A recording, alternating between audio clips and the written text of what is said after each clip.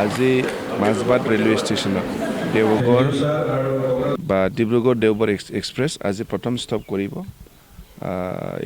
তাৰ কাৰণে আজি ডিপাৰ্টমেণ্ট তৰফৰ পৰা আনুষ্ঠানিকভাৱে আমাৰ ফ্লেগ অফ চেৰেমনি আছে। তাৰ কাৰণে ইয়াত আহিছোঁ আৰু এইটো ট্ৰেইনখন আহি পাব 7:40 বজাত। তো আমাৰ এটা অনুষ্ঠান আছে আৰু ইয়াত যোৱাৰ আগতে মই আমাৰ মহিলাপাৰা মডেল হস্পিটেলত সোমালোঁ। আমাৰ বাবে খুব ভাল খবৰ। আমাৰ মডেলত ইনফ্ৰাষ্ট্ৰাকচাৰটো খুব ভাল আৰু যিমানখিনি কি কয় ইনষ্ট্ৰুমেণ্ট যি লাগে এইবিলাকো আছিল, কিন্তু ডক্টৰৰ অভাৱৰ বাবে আমি ইয়াত অপাৰেশ্যনটো কৰিব পৰা নাছিল। কিন্তু পৰহিৰ পৰা আৰম্ভ হ'ল। ফাৰ্ষ্ট চিজাৰিং কেছ ইয়াত কৰা হ'ল, ধুনীয়াকৈ ছাকচেছ হৈছে। মই এইটোকে খবৰ ল'ব আহিছিলোঁ, মানে খুব ভাল লাগিল। মাজবাটত যিহেতু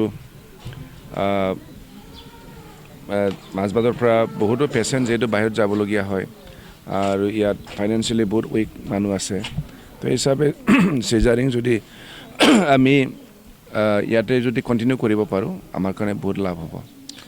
আজি মাজবাটবাসী ৰাইজৰ কাৰণে খুব মানে ভাল দিন আৰু মানে গৌৰৱ অনুভৱ কৰিছোঁ যে মাজবাটত দীৰ্ঘদিনীয়া দূৰণিবতীয়া ট্ৰেইন ৰখোৱাৰ কাৰণে প্ৰতিবাদ কাৰ্যসূচী চলি আছিল। বিভিন্ন দল সংগঠন সমাজক লৈ পেলাই চলি আছিলে আৰু আমাৰ দীপেন বৰা আমি এই ৰেলৱে ডিপাৰ্টমেণ্টৰ পৰা আমাৰ বহুত কেছো হ'ল।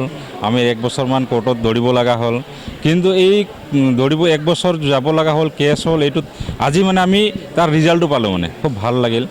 আৰু তাতকৈ বেছি মাজবাট বিধানসভা সমষ্টিৰ বিধায়ক চৰণ বড়ো ডাঙৰীয়া পৰিবহণ মন্ত্ৰী হোৱাৰ পিছত প্ৰথম পদক্ষেপ হিচাপে যেনেকৈ আমাৰ Majbat to Tezpur AC bus আৰু আজি ডিব্ৰুগড় টু দেওঘৰ যি আমাৰ ট্ৰেইনত আমাৰ ষ্টপেজ পালোঁ মাজবাটত, তাৰ কাৰণে আমাৰ মাজবাট সমষ্টিৰ বিধায়ক তথা অসম চৰকাৰৰ মন্ত্ৰী চৰণ বড়ো ডাঙৰীয়াক আমি অশেষ ধন্যবাদ জ্ঞাপন কৰিছোঁ।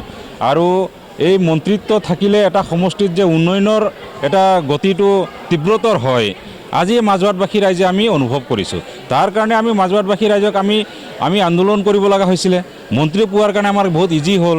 তাৰ কাৰণে আমি মাজবাটবাসী ৰাইজক আমি অনুৰোধ জনাইছোঁ আজি আপোনালোকৰ জৰিয়তে যে আমাৰ মন্ত্ৰিত্ব কাৰ্যকালটো আমাৰ 5 মাহে পালোঁ, কিন্তু এই মন্ত্ৰিত্বটো যাতে আৰু 5 বছৰ থাকে মাজবাটত, তাৰ কাৰণে মাজবাটবাসী ৰাইজে তাৰ ব্যৱস্থা গ্ৰহণ কৰাৰ কাৰণে অনুৰোধ জনাইছোঁ, যাতে 5 বছৰ মন্ত্ৰিত্বটো থাকিলে আমাৰ মাজবাট আৰু বহুত উন্নয়ন হ'ব। আৰু এইখিনি কৈ মই ধন্যবাদ জ্ঞাপন কৰিলোঁ।